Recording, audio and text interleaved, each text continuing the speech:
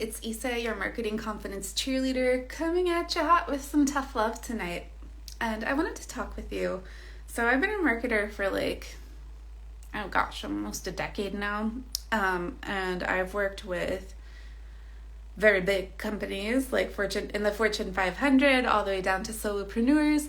And I want to tell you, regardless of size, the most frequent marketing issue I've seen with people is lies in the messaging. And it's this. Their main messaging, like what they're leading with, what they're giving the most space to, like what they're voicing the most, putting out there the most, putting the most money behind their advertising, even visually highlighting the most in their design, is them describing themselves. Describing the product, describing the brand, describing their team. So, any guesses why this is an issue? So, describing yourself in your marketing. This is not the messaging that's going to get you the results that you want. It's not going to build you the following. It's not going to get you the conversions. It's not going to get you to stand out. Why? Because you know that saying, talking at, not to? If what you're doing in your marketing is just describing yourself, you're talking at, not to. So, how do you talk to people, which is more effective to get them to take some sort of action, to trust you enough, to feel ready to click subscribe, to share your stuff, to buy, let's say, is, well, one, we got to know who we're talking to. So who are we talking to? Because who you're talking to shapes how you speak, how you phrase the request, your tone, everything. Like, this is a dumb example, but imagine the last text message you sent to your best friend. Could you send that exact same text message to your mom? Could you talk to your mom the same way you talk to your partner?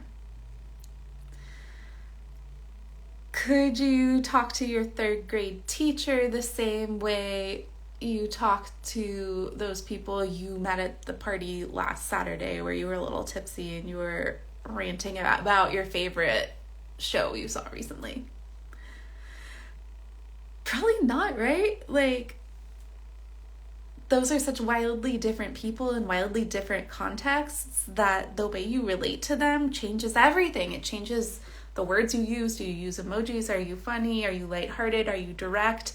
And your relationship affects how you talk to them.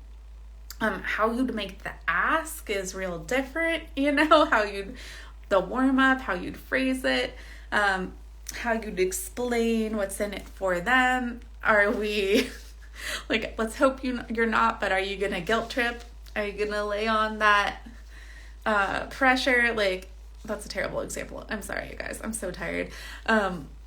But you get my point, right? You're not going to say technically the same message. Say you're asking all of these people to, if they can watch your dog for a weekend. You might say it a little, I'm guessing you're probably going to say it a little differently to each of these people in these contexts. Or you wouldn't ask your third grade teacher who you haven't seen since third grade to watch your dog. That would not be an appropriate ask, right? So you get what I'm saying. You got to know who you're talking to first. You talk to them and not at them. Okay. You also have to know in marketing where they don't have an obligation to buy from you. They don't owe you a subscribe, a follow. They don't owe you shit. So how are they going to do what you want them to do if they don't owe you shit? Well, you got to explain what's in it for them, right? It's marketing. It's a business. You want money. You want attention. You want them to share your stuff. You want something from them. And so if you want something from them, You have to explain why it is in their interest, how they will be also getting something they want by taking said action. Or what's motivating it? Why would they do it? Okay. So the other reason this is a really major problem, if you're just describing yourself and what you do and hope it sounds so awesome, people will just opt in. I feel like it's kind of like being like standing up, picture a crowded cafe where like I feel like every town has one of these, like one of those great cafes where everybody's on their laptop or chatting, like it's hard to get a table, you're sharing it with strangers because everyone's there. So I feel like it's kind of like just standing up and being like, I'm having a party Friday. End of story. Here are the details if you want them. Like dropping one flyer on a table and leaving. Okay. Like, do you think any of those people in this crowded cafe, which you technically told you have a party on Friday and that they have the opportunity to come, do you think any of those people would feel specifically welcomed? And do they have any idea what it's going to be like when it's there? Do they have any idea what it's going to be like to interact with you? And like, would it be weird if they come? Like maybe you were more talking to the people over there.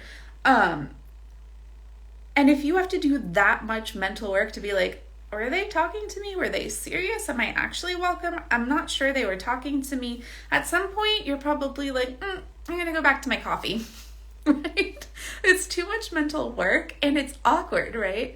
Like, imagine showing up to a party you're not really sure you're invited to. That is so awkward. And that is like, if you're just describing yourself, describing your course, describing your program, and not making it clear who you want to be there, who you're talking to, who is welcome to come, it's like telling on the prospective customers part, it's like being asked to go to the party where you're not sure you're welcome. You're not sure you were invited. Is it going to be weird? Or people are going to be like, who the fuck are you? Why are you here? That doesn't sound fun, right? It doesn't sound fun to like maybe be party crashing a party you're not really sure you're wanted to be there. You're not really sure if there's going to be anybody there who's going to talk to you. If like the host is going to be creeped out, like that's what you're doing in your marketing when you're not clear on who you're talking to and making them feel specifically welcomed into whatever action you're asking them to do. And this is especially true if you're talking to people, if you're wanting to invite people who don't possess dominant group identities or privileges. Okay? So if you are like, well, I actually like had a client recently say like, my program's really white, but I don't know how to like make it more diverse. Like, I think one of the ways people struggle to make things diverse is by not specifically welcoming people of color into the group or acknowledging, yeah, it's pretty white now. We actively want it to be more diverse. More diverse people are welcome here. Please come. Because if you, and like, it's not just race. This could be gender. This could be sexual orientation. This could be gender identity or non-binary. This could be class. This could be, are you welcome if you don't have a PhD? Are you welcome if you didn't go to college, if you don't speak 12 languages, if you talk in slang? Like, if you are wondering why the people are showing up are pretty homogenous, even though you want more different groups of people, one of the first questions you should ask is, how am I removing the barriers to why these folks might not realize they're welcome? How am I specifically removing those barriers in my messaging and my marketing? And how am I specifically welcoming these people in? How am I specifically inviting them in and letting them know they are wanted? Because it's emotional labor. It's emotional labor if you're just leaving it up to your audience to figure it out or take a chance on their own about whether or not you want them there. So instead of making the main part of your messaging just describing your offer, just describing your program, just talking through the features, just talking through your history, just talking about your team, and all of that stuff is important too. But the main highlighted top level messaging is who do you want there and why, and what are they going to get out of it? Okay, so talk to, not at, know who you're talking to, make a specific invitation that makes them feel welcomed, and let them know why they're going to have such an awesome experience doing this action you want them to do. All right. Hope that helped. If this gave you any insights or takeaways, I'd love to hear what you got out of this. Leave me a comment, send me a DM. And if you are recognizing, like, I don't know how to make that shift from just describing myself to talking, making an invitation that makes my aligned customers feel really welcomed in, where they are excited because they know they're going to get amazing stuff out of this, then you are going to want to jump in on the brand storytelling package, where we will sort out your most powerful, most inviting, most welcoming messaging ever. And it will be crystallized and clearly spelled out in a document called a messaging framework for you that just makes all of your marketing so much easier. You can pull language from it directly for your sales pages, for your content marketing, for your advertising, if you have to do one of those little speaker bios, if you're pitching yourself to a conference or to be a guest on a podcast, etc. It's also cool because I had a client tell me it cut onboarding time down by more than half for folks she was bringing on for marketing support. So like designers, copywriters, social media managers, ad managers, VAs. So anybody working on the marketing, instead of having to like individually sit each one of these people down, try to explain the brand, try to explain the offer, try to explain the clients and the benefits, like she could just hand everybody the same messaging framework, which brought the whole diverse team on this, like literally on the same page. And then suddenly all the marketing being worked on by so many different people got real cohesive because the vision and the identity was so freaking clear.